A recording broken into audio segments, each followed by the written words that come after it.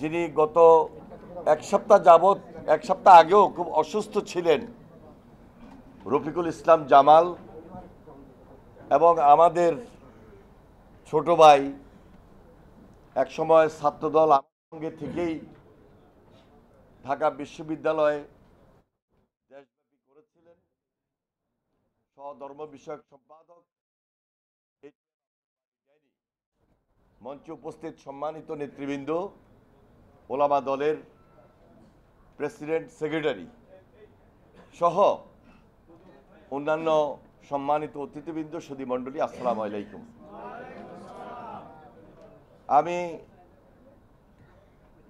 বিশেষ কাজ থাকায় আগেই ক্ষমা চেয়ে নিচ্ছি যে কালকে থেকে আমাদের কয়েকটি প্রোগ্রাম, 1 জুলাই, 5 আগস্ট শেখ হাসিনার পলায়ন, এবং 6 তারিখে আমরা একটা বিজয় র্যালি করব। এই 36-37 দিনের বাংলাদেশ জাতীয়তাবাদী দলের পক্ষ থেকে যে বাস্তবায়ন কমিটির কর্মসূচি কালকে থেকে শুরু হতে যাচ্ছে, এই প্রোগ্রামগুলোর মধ্য দিয়ে এই গুরুত্বপূর্ণ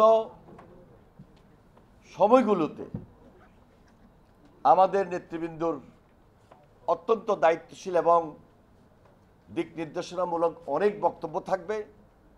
সেই প্রোগ্রামগুলো অর্গানাইজ করার ক্ষেত্রে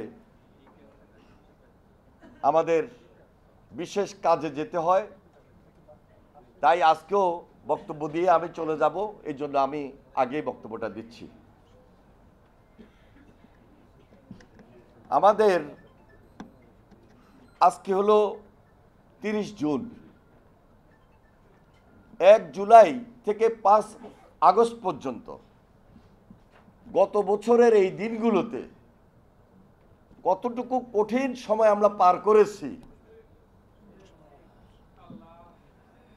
কতজন আমরা এখানে উপস্থিত জেলে ছিলাম, বন্দী ছিলাম, মামলা হামলা, অত্যাচার, নির্যাতনের শিকার হয়েছিলাম।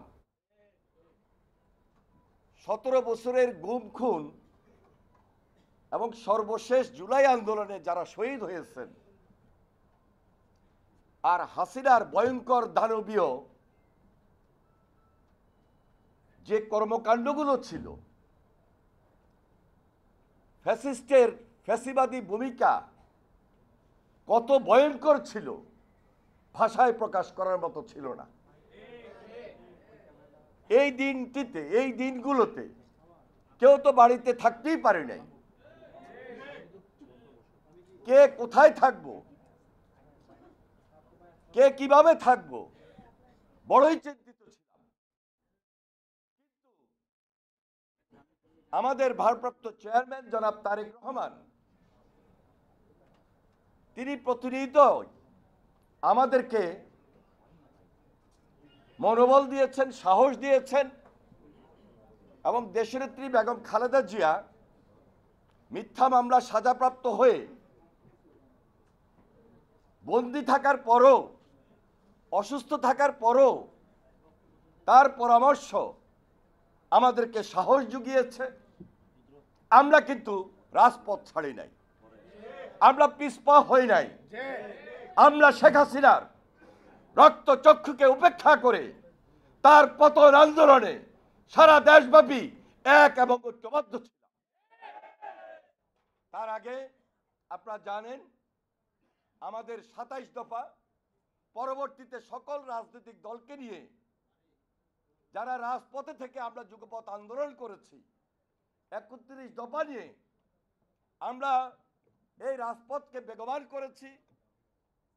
আমাদের পাশ থেকে অনেক নেতা কর্মী শহীদ হয়েছেন, শিশু বাচ্চাটা পর্যন্ত শহীদ হয়েছে। হেলিকপ্টার থেকে হাসিনা গুলিবর্ষণ করেও ক্ষমতায় থাকতে চেয়েছিল, তার ক্ষমতাকে সে পার্মানেন্ট করতে চেয়েছিল, কিন্তু আমরা এদেশের মানুষ ঐক্যটাকে সুদৃঢ় করেছি। আমরা শুধু বিএনপি আন্দোলন করেছি এই কথা আমরা কখনোই বলি নাই। আমরা তারেক রহমানের নেতৃত্বে সবাইকে একত্রিত করেছি, সকল রাজনৈতিক দল, দেশের মানুষ সে ঐক্যবদ্ধ আন্দোলনের নেতৃত্ব দিয়েছিল বিদায় জুলাই আগস্ট যে গণ অভ্যুত্থান হয়েছে, সেই গণ অভ্যুত্থানের মাধ্যমে শেখ হাসিনা পালিয়ে যেতে বাধ্য হয়েছে। আজকে এই দিনগুলোকে আমরা নতুনভাবে স্মরণ করছি। আজকে এই দিনগুলোকে স্মরণ করতে গিয়ে আমার আপনার মধ্যে আবেগ আছে, কষ্ট আছে, ত্যাগের কথা মনে পড়ছে।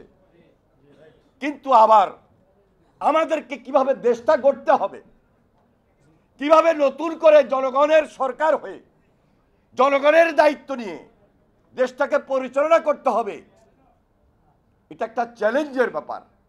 ওই চ্যালেঞ্জটাকে গ্রহণ করে আমরা আগামী দিনে দেশের নেত্রী বেগম খালেদা জিয়ার নেতৃত্বে, তার সম্পূর্ণ পরামর্শে, তারেক রহমানের নেতৃত্বে এই দেশটাকে গড়ার কাজে নেমে পড়ছে ইনশাআল্লাহ।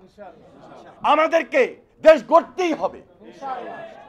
আমরা জানি বাধা আসবে, বিপত্তি আসবে, আঘাত আসবে, ষড়যন্ত্র হবে, তারপরেও এই বাংলাদেশ গড়ার ক্ষেত্রে শহীদ রাষ্ট্রপতি জিয়া রহমান যে স্বপ্ন দেখিয়েছেন, ওই স্বপ্নটাকে বাস্তবায়ন করার লক্ষ্যে এই দেশ গড়ার আর অন্য কোনো বিকল্প নাই।